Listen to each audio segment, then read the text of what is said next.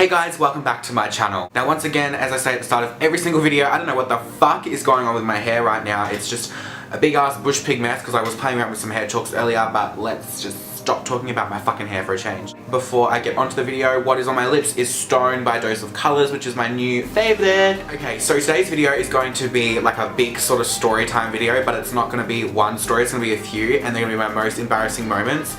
I've thought about these for a while now, and these are the worst ones that I can come up with from when I was a kid to nowadays. And I'm gonna save the best till last because it was literally so shocking. You guys might not think it is, but to be the person who did it, it's disgustingly shocking and embarrassing. It has something to do with Beyonce. It was fucked up. Okay, it was fucked up. Okay, so one of my most embarrassing moments ever, which I hate speaking of because it was so bad, was when I was 17. I was experimenting with alcohol, and me and all my friends had got all dressed up and we planned to go to this debutante ball for a school. I didn't know how much alcohol I could take at that time because I was still just kind of getting into it. I was either 16 or 17. I'm pretty sure I was actually 16, I don't really recall. So we're all just drinking and my friends were feeding me shots and we're doing Jaeger bombs, Skittle bombs, vodka, just everything possible. Now the deb that we were going to was a dry deb, so there's no alcohol available and it's very hard to sneak in. So basically we all just had as much as we possibly could until we had to leave to go to this deb. Me, however, I had a little too much. Now, the reason why this is embarrassing is because I do not remember anything. I'm just going off what I've been told. What I was told is that I remember going to the deb and I remember getting out the car and seeing someone and being like, oh my god, hi.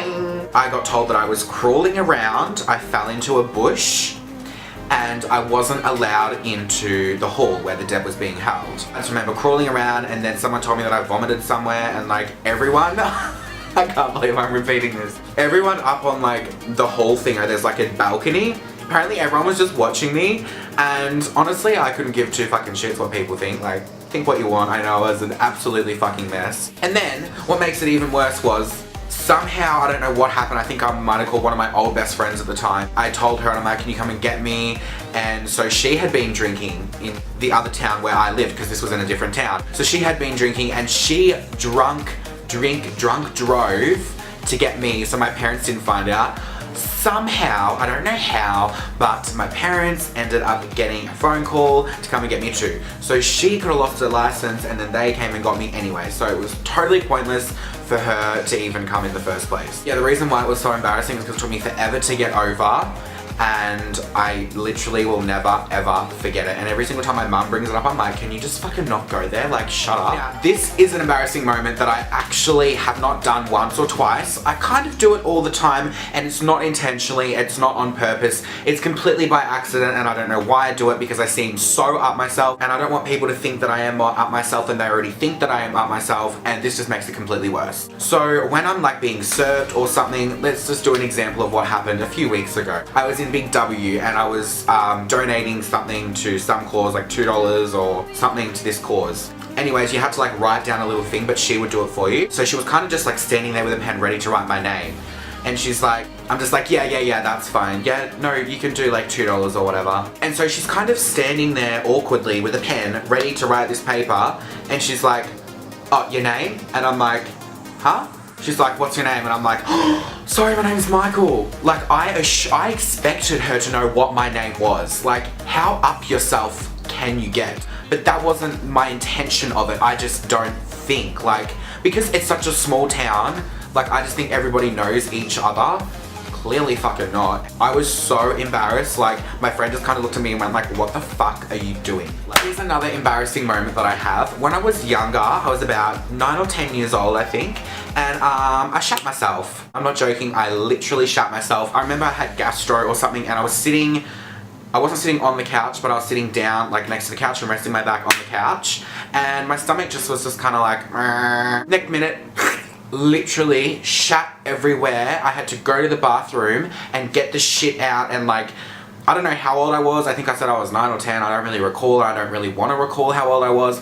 It was fucked up. There was shit everywhere. It stunk. I mean, I'm not gonna sugarcoat anything. I shat myself. It stunk. It was a fucking big mess. Okay, here's another embarrassing story. This is my second last one that I'm gonna tell you guys today. So as you all know, I met Jeffree Star at IMATS, and I've been obsessed with Jeffree Star for fucking years, and I've wanted to meet him for so long. I've literally got all his fucking merch, his t-shirts, his wristbands, pencils, papers, vinyl CDs and whatever. Anyway, I'm a huge fan of Jeffree and always have been, always will be. I had the opportunity to meet him at IMATS, and I don't know if you watched my video, but I'll quickly explain it. Basically, me and Alex and a few other friends were out the front of IMATS, and Alex was like, oh my god, and I'm like, what? She's like, look, and Jeffree was walking in with his friends.